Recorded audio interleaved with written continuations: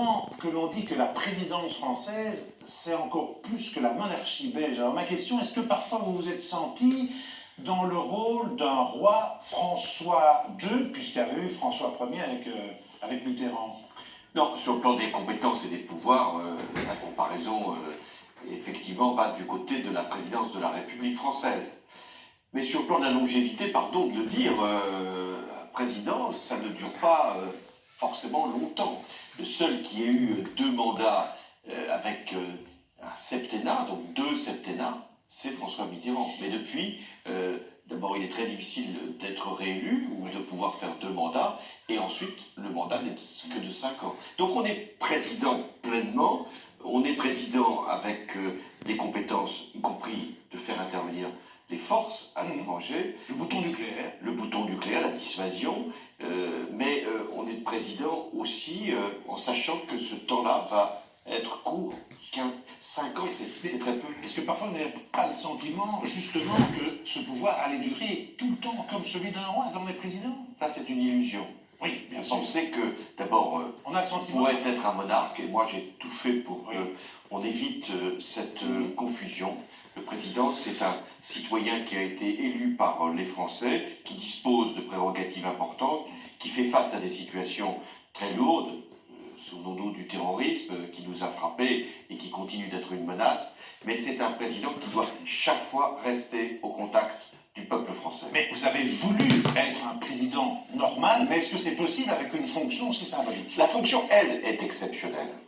Mais le président, lui, doit rester autant qu'il est possible, capable d'exercer son mandat avec autorité, mais toujours de comprendre et de saisir ce qu'est le peuple français, et on le voit, n'est pas un peuple facile. Et moi, par exemple, j'aurais pu rejoindre mon amoureuse à moto, mais vous, président sans protection... Non, le président a toujours une protection, quelle que soit la situation. Oui, enfin... Mais il peut circuler dans des conditions très particulières, et ensuite, avec les attentats, on a encore renforcé cette protection. Mais c'est dommage, parce que les chefs de gouvernement en Europe, et j'en ai fréquenté beaucoup au Conseil européen, n'ont pas du tout les mêmes conditions de sécurité et aussi de vie. Le président français vit dans un palais, l'Élysée. Le président français ne se déplace qu'à... Vous vouliez vous échapper, quoi. Et c'est très difficile de s'échapper. Or, tout président de la République française a eu un moment ce besoin d'aller marcher. C'était le cas de François Mitterrand, d'aller voyager plus simplement. Giscard d'Estaing voulait même s'inviter chez les Français. Et je pense que Emmanuel Macron doit aussi ressentir le risque de l'isolement. Alors une question pratique un peu anecdotique. Pourquoi vos services vous ont abandonné sous une météo déchaînée? Il n'y a pas de parapluie à l'Élysée. Il ne faut pas qu'il y ait de parapluie. Parce que le président ne peut pas être justement différent de ceux qu'il visite. Je vais prendre un exemple. J'étais sur l'île de Saint, magnifique île en Bretagne, et je devais rendre hommage à ces combattants qui étaient partis rejoindre le général de Gaulle en 1940. Il pleuvait, mais ce n'était même pas une pluie, c'était une grêle qui s'abattait sur nous. Il n'était pas protégé. Et moi, j'aurais eu besoin d'un parapluie. Le président n'a pas de parapluie. On a la réponse. Alors, plus sérieusement, le paradoxe, c'est que vous êtes un homme pudique, vous livrez rarement vos sentiments, et là, comme président, la vie privée est étalée au fil d'un tweet. Comment est-ce que vous avez vécu cet étalage? Vous savez, les choses ont beaucoup changé avec les réseaux sociaux. Bien sûr, oui. Jusqu'à ce qu'ils prennent cette place, les chefs d'État, et pas simplement en France, les chefs de gouvernement. Mitterrand, il n'a pas pendant un Bien sûr, certain temps. mais là, mais vous, pas du tout. C'est impossible. Donc, la conclusion, c'est qu'il n'y a pas d'intimité. Il n'y a plus d'intimité. Et comment vous avez vécu ça? C'est douloureux, parce que la vie familiale, la vie personnelle justifie quand même une protection. Oui, la vie purement privée. Aller en vacances, se déplacer, vouloir habiter chez soi. Moi-même, j'avais un appartement avant de rentrer à l'Élysée au début. J'ai souhaité vivre dans cet appartement. C'était rapidement impossible. J'étais épié, regardé, et puis même les conditions de sécurité. Donc, il faut tirer la conclusion. Le président de la République française n'a plus de vie personnelle. Il doit être entièrement dévoué à sa fonction. Est-ce qu'on sort indemne de ce pouvoir suprême? Non, mais on se sent aussi, je veux dire, plus grand que l'on est par la fonction occupée. D'avoir servi la France, d'avoir pris des décisions importantes. Et nul ne devient président de la République par hasard. Nul ne devient président de la République parce qu'il ne l'aurait pas voulu. Donc il faut accepter les servitudes d'une fonction par ailleurs éminente. Il ou elle a dit, c'est Emmanuel Macron. Mon prédécesseur, je cite, avait taxé les plus riches et ceux qui réussissent le plus comme jamais. Que s'est-il passé? Ils sont partis. Est-ce que le chômage a baissé? Non. Est-ce que le président actuel dit toute la vérité dans cette phrase ou pas? Non, heureusement que des personnes qui ont une fortune, qui ont réussi dans la vie, qui dégagent des revenus importants pour eux-mêmes et pour leur famille, lorsqu'ils sont taxés, restent dans leur pays.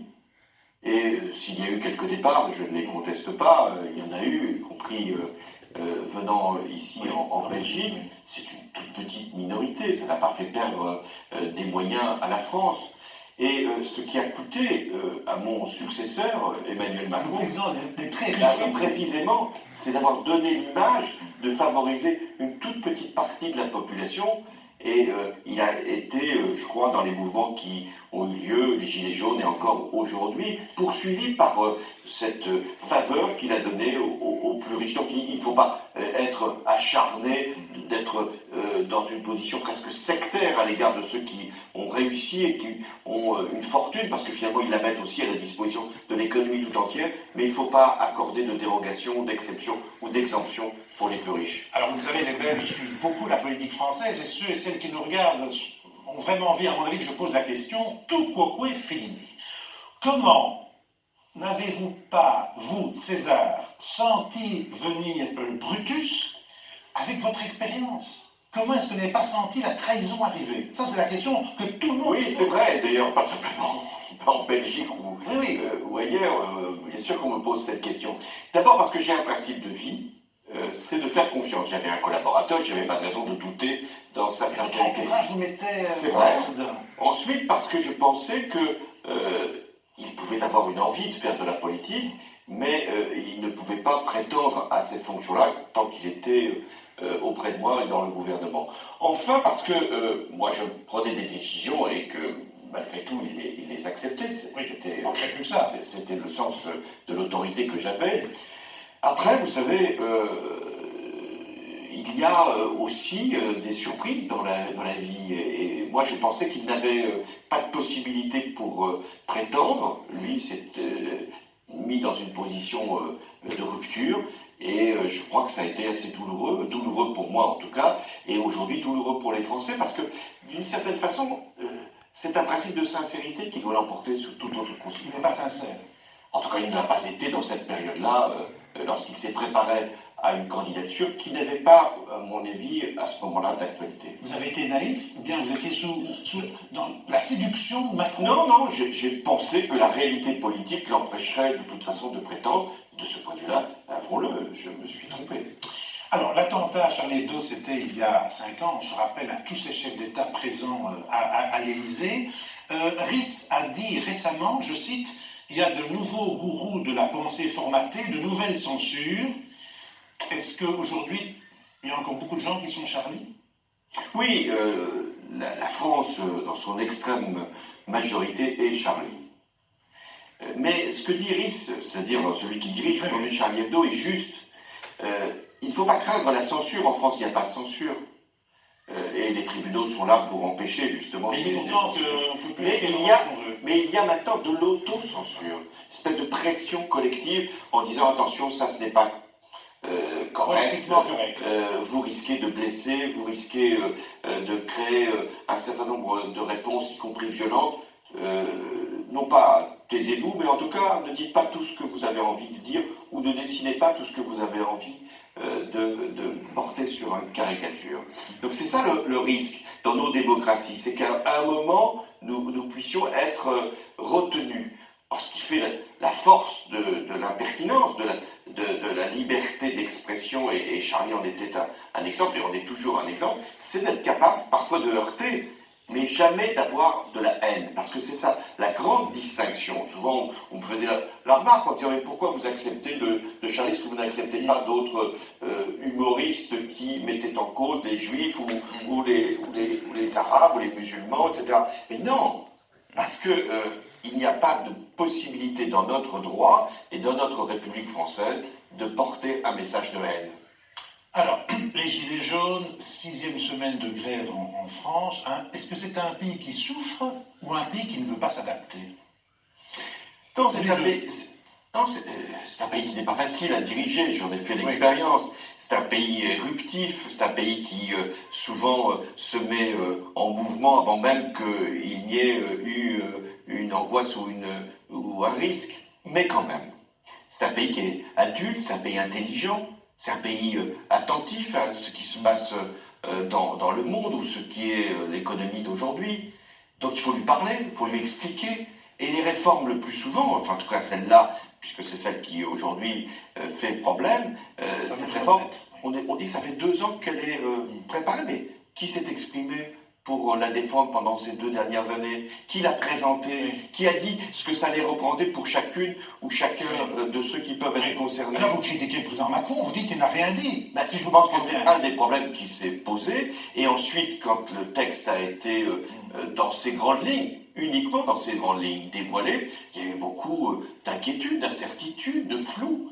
Et donc, plutôt que de le lever, il y a eu une disposition qui s'est ajoutée à toutes les autres sur l'âge pivot. L'âge pivot, c'était l'âge, je dis c'était, parce qu'on va peut-être le supprimer. Retiré, c'était la disposition qui faisait qu'on pouvait porter jusqu'à 64 ans la possibilité de partir avec une retraite pleine. Donc, je pense que ce qui a manqué, c'est de la clarté, c'est du dialogue et c'est du respect. La preuve, c'est que il a été décidé, et tant mieux, de faire cette concession aux syndicats réformistes qui le demandaient depuis longtemps, de retirer provisoirement l'âge pivot. Et pourquoi ça n'a pas été fait il y a 1 mois? Pourquoi faire supporter à des usagers, et même de laisser des grévistes perdre des morceaux de leur salaire?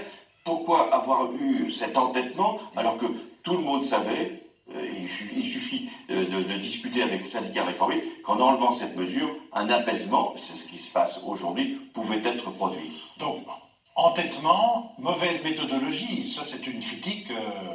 Oui, mais je viens chez vous, je ne veux pas me donner l'impression de... Surtout qu'à l'étranger, vous ne parlez pas. Voilà, je ne parle pas, mais je crois que j'ai ma propre expérience, et moi, là, chaque fois que j'ai manqué justement à l'esprit de dialogue, à l'esprit de pédagogie, eh bien, j'ai eu maille à en partir. Vous n'avez pas donné un petit coup de fil pour lui dire, hé là, mon vieux...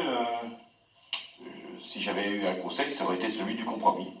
Le podium. Alors, le podium, avec des présidents étrangers, Donald Trump, Angela Merkel, Johnson et Vladimir Poutine, 3-2-1. D'un point de vue politique, évidemment, pas d'un point de vue personnel, hein, d'un point de vue politique. Ah non, d'un point de vue personnel, j'ai eu des relations fortes avec Angela Merkel. Vous avez voulu être en 1. Oui, d'un point de vue politique, nous n'étions pas forcément d'accord et elle a soutenu Sarkozy d'ailleurs. Hein.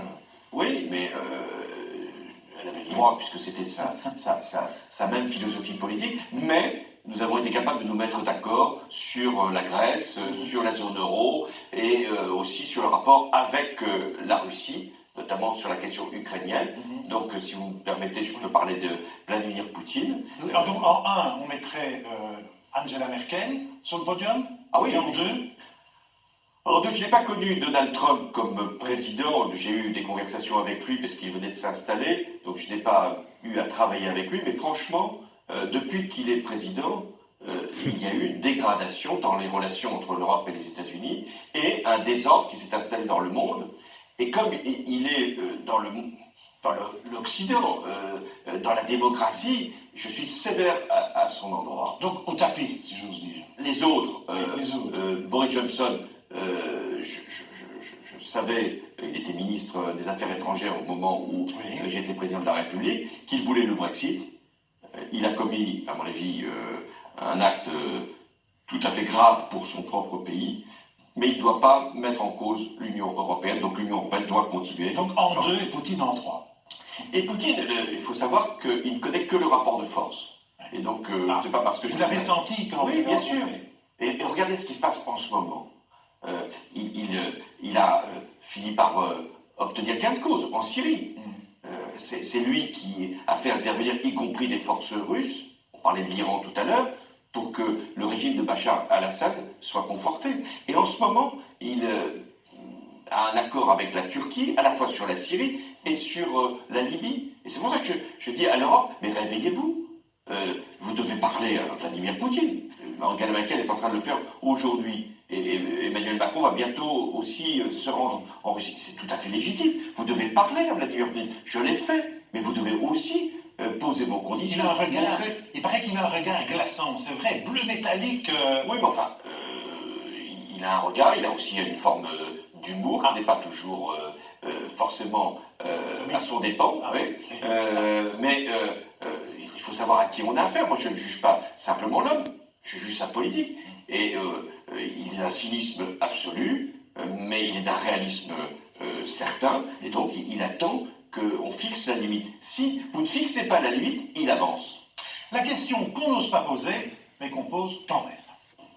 Monsieur le Président, en France, le Parti socialiste semble avoir disparu.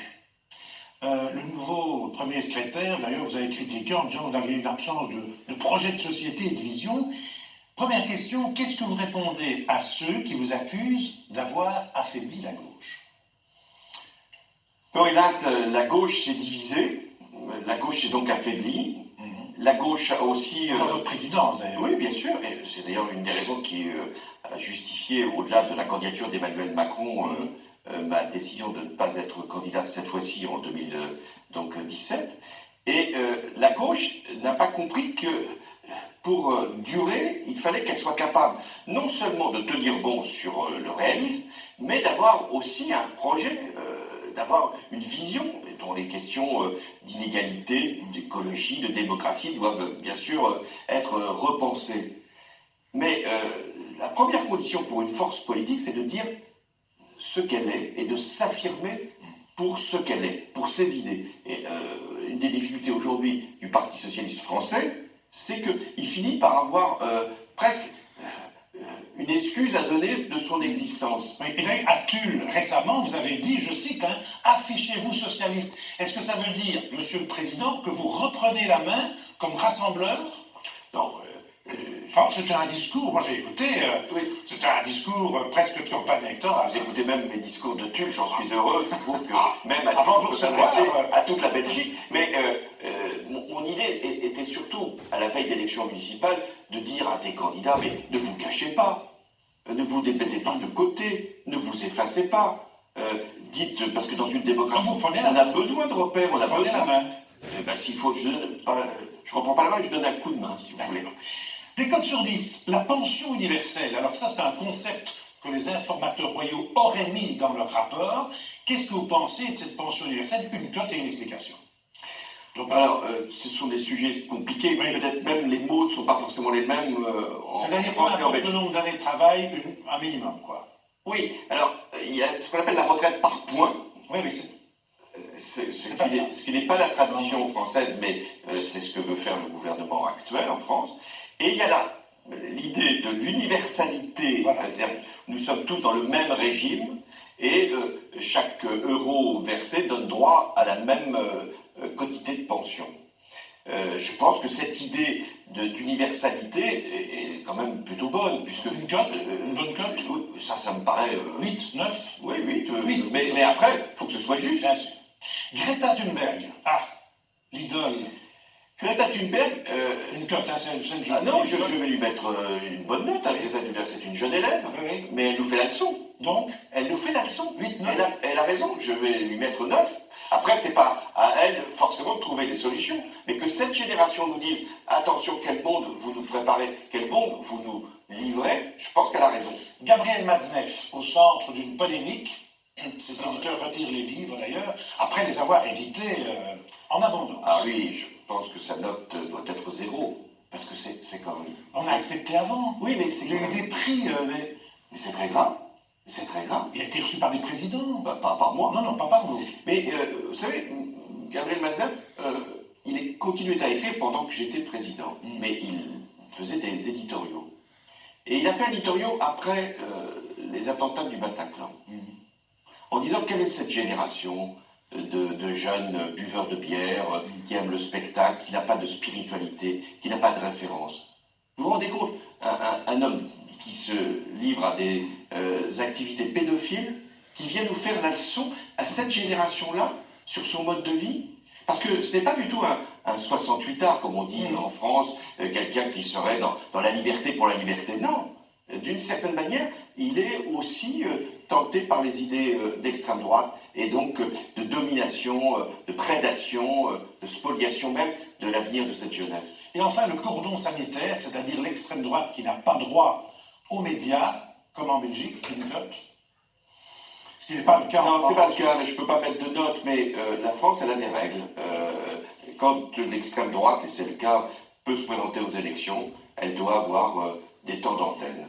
Ça fait partie de notre conception de la liberté, y compris pour les ennemis de la liberté. Charles Michel est devenu président du Conseil européen. C'est un bon choix selon vous? Est-ce qu'il va pouvoir incarner l'Europe? L'Europe en a besoin? Moi, j'ai donc siégé au Conseil européen avec Elio Di Rupo quand il était Premier ministre belge, puis après avec Charles Michel. Les deux ont défendu, au-delà même des intérêts de la Belgique, une conception européenne qui allait dans le sens justement de la responsabilité. Je souhaite, parce que c'est une fonction très difficile, président du Conseil européen, Herman Van Rompuy l'a été, il faut non pas simplement animer la réunion, il faut essayer de tracer une vision pour l'Europe. C'est ce que j'attends de Charles Michel. François Hollande, est-ce que vous connaissez la situation actuelle en Belgique? Vous avez suivi les informations, on n'a toujours pas de gouvernement. Est-ce que vous auriez peut-être, je sais pas moi, un conseil à donner aux informateurs royaux? Non, je n'accepterai pas que des Belges viennent dire ce qu'il faut faire en France. Vous avez compris, même s'ils regardent avec... C'est pas facile, hein? Non, c'est pas facile. Mais vous avez un système politique qui n'est valable qu'en Belgique. Mais ce qui est important, c'est ce qu'a dit Elio Di Rupo, c'est l'unité de la Belgique. Nous, Français, on pourrait essayer de capter, ce serait tentant, l'amitié francophone, l'amitié wallonne. Non, c'est très important que la Belgique soit unie. Alors une question que moi j'ai envie de vous poser, moi président, vos anaphores par rapport à Sarkozy pendant le débat présidentiel, est-ce que c'était préparé ou improvisé? C'était improvisé. Incroyable ça. Mais je vais vous faire cette confidence. Les meilleures improvisations ont été finalement rodées dans tant de discours. Et donc je n'avais pas de difficulté à trouver cette formule, cette métaphore, enfin, cette anaphore en l'occurrence, parce qu'elle m'était venue plusieurs fois dans les meetings. Dernière question, par oui, par non ou par peut-être. C'est Mitterrand qui disait « Les hommes politiques ne prennent jamais leur retraite », il a dit à Pékin. Ma question, François Hollande, à l'heure où l'on parle, pensez-vous être candidat en 2022 à la présidence de la République? Oui, non, peut-être. C'est une question que je ne répondrai même pas à un journaliste français, justement belge. Et je ne le ferai encore moins ici. Peut-être. Même si je vous aime beaucoup, même si c'est la 800e, bien je ne vous ferai pas cette... Et si je vous dis peut-être... Je ne vous dirai pas ici. Voilà, c'est la 800e. Dans quelques minutes, un invité surprise. Cet invité surprise, vous le connaissez bien, c'est Elio Di Rupo, l'actuel vice-président du gouvernement wallon, voilà, qui vous rejoint. Mais tout d'abord, une question de la première ministre. C'est la première fois qu'on a une première ministre. Elle n'a pas pu être là, parce que c'était l'anniversaire de sa fille, mais elle a un message et une question, on l'écoute. Monsieur le Président, bonjour. Permettez-moi tout d'abord de vous souhaiter mes meilleurs voeux pour l'année 2020. Vous dire aussi qu'on est fiers et heureux de vous avoir dans notre beau pays. Vous savez, les Belges suivent de près la politique française, ils ont suivi aussi de près votre quinquennat, moi aussi d'ailleurs. On sait que nous ne sommes pas de la même obédience politique. On sait aussi du coup que nous ne partagerons pas toujours les mêmes analyses ou les mêmes solutions aux mêmes problèmes. Par contre, dans votre quinquennat, vous avez travaillé sur quelque chose qui me semble très important. Eh bien, c'est par exemple le CICE, la diminution du coût du travail. Vous avez aussi une démo assez forte sur le fait que les Français payent en fait trop d'impôts, ce qui est ma conviction au niveau belge également. Et donc, ça fait 2 ans et demi que vous avez quitté votre présidence, si je peux le dire comme ça. Et je pense que vous avez pu avoir du temps de réflexion, de voir un regard sur votre bilan. Et ma question est la suivante. Si vous aviez une baguette magique, qu'est-ce que vous ne referiez plus? Ce que je referais, ce serait tellement long que l'émission n'y suffirait pas. Surtout qu'il nous reste quelques minutes. Je ne referais plus, c'est peut-être de faire confiance, comme je l'ai fait, à des ministres, c'est possible. Ah. Elio Di Rupo, bah, vous connaissez depuis longtemps, ça fait combien d'années que vous vous connaissez? Oh, très longtemps. Voilà. Alors, Mais dois dire, puisqu'il est en face de moi, qu'il a été un grand président. Et au niveau européen, un président qui a fait vous aimeriez qu'il soit candidat en 2022? Écoutez, moi je suis comme lui, des questions simples comme vous les posez, parfois il vaut mieux ne pas y répondre. Voilà, très bien. Alors, C'est pas tellement mon genre de ne pas répondre, mais voilà. Elio Di Rupo, une question peut-être un peu dérangeante au président Hollande? Je ne suis pas là pour déranger quoi que ce soit, mais François, tu as écrit cet ouvrage important, qui s'est d'ailleurs très très bien vendu, et dans un chapitre qui traite de ton successeur, à la fin, il y a ces deux phrases extrêmement intéressantes. Tu dis ceci: Président, j'ai été celui de tous les Français, mais je n'ai cessé de me situer dans un camp, celui du progrès. C'est ce qui a été appelé, je rajoute moi-même par ton successeur, ce qui a été appelé l'ancien monde. Et tu rajoutes: l'ancien monde, c'est le mien, il a de l'avenir. Peux-tu préciser ta pensée? Voilà, très brièvement. Moi, j'ai toujours regretté cette distinction entre l'ancien monde et le nouveau monde. Qu'est-ce que ce serait le nouveau monde? Là où il n'y aurait plus de partis politiques, où il n'y aurait plus de forces organisées, où il n'y aurait pas d'idées, où il n'y aurait pas de confrontation, de contradiction. Bien sûr que nous devons tout faire, et ici en Belgique vous y travaillez, pour chercher un consensus, une unité. Mais cette unité ne peut se bâtir, ce rassemblement ne peut se faire que s'il y a des différences, que s'il y a des oppositions qui se manifestent sur des sujets essentiels. Et donc, moi, ce qui m'inquiète, c'est que c'est pas Emmanuel Macron seulement qui a parlé de nous autres, ceux qui disent, finalement, on va changer les règles. Non, on ne change pas les règles de la démocratie. Et donc, je l'ai dit dans ce livre, l'ancien monde, c'est le mien, et il a de l'avenir. Monsieur le Président, merci d'avoir été mon invité pour cette puissante. Merci, Elio Di Rupo est Merci. venu dire un petit bonjour au Président. Merci aussi à toutes les équipes qui se sont succédées depuis 20 ans derrière les caméras pour cette émission. Quant à nous, on se retrouve dimanche prochain. D'ici là, portez-vous bien.